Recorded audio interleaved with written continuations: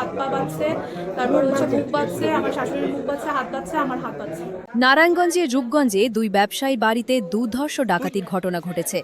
অস্ত্রধারী ডাকাত দল পরিবারের সকলকে অস্ত্রের মুখে জিম্মি করে বেঁধে রেখে স্বর্ণালংকার ও নগদ টাকাসহ মালামাল লুটে নিয়েছে।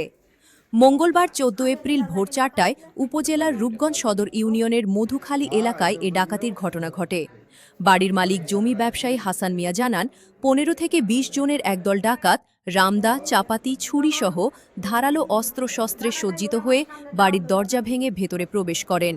পরে তাকে সহ তার স্ত্রী তন্নি আক্তার, মা খুরশিদা বেগমকে অস্ত্রের মুখে জিম্মি করে হাত পা বেঁধে ফেলে। পরে ঘরের আলমারিতে থাকা ৭ লাখ টাকা মূল্যের স্বর্ণালংকার, নগদ ৪ লাখ টাকাসহ মূল্যমান জিনিসপত্র লুটে নেয়। অপরদিকে একই এলাকার লতিফ মিয়া নামে আরেক ব্যবসায়ীর বাড়িতে ডাকাতির ঘটনা ঘটে। সেখান থেকেও অস্ত্রের মুখে জিম্মি করে স্বর্ণালংকার ও নগদ টাকা লুটে নেয় ডাকাত দল। এ ব্যাপারে রূপগঞ্জ থানার ভারপ্রাপ্ত কর্মকর্তা ওসি এইচএম সালাউদ্দিন জানান, ডাকাতির ঘটনার সংবাদ পেয়ে রূপগঞ্জ থানা পুলিশ ঘটনাস্থল পরিদর্শন করেছে। ডাকাতদের গ্রেফতারের চেষ্টা চলছে। স্বর্ণ হচ্ছে গিয়ে আমার চেন নিছে, ঝুমকা নিছে, আমার চেন নিছে, আমার কানের দুল নিছে, স্বর্ণই নিছে। ওরা হচ্ছে প্রায় ৬ লাখ মতো, ৬-৭ লাখ টাকা নিছে ৩টা।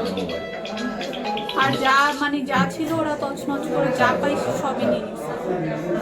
না, মারধর করেনি, এমনি শুধু হচ্ছে আমার হাজবেন্ডের হাত পা বাঁধছে, তারপর হচ্ছে মুখ বাঁধছে, আমার শাশুড়ির মুখ বাঁধছে, হাত বাঁধছে, আমার হাত বাঁধছে।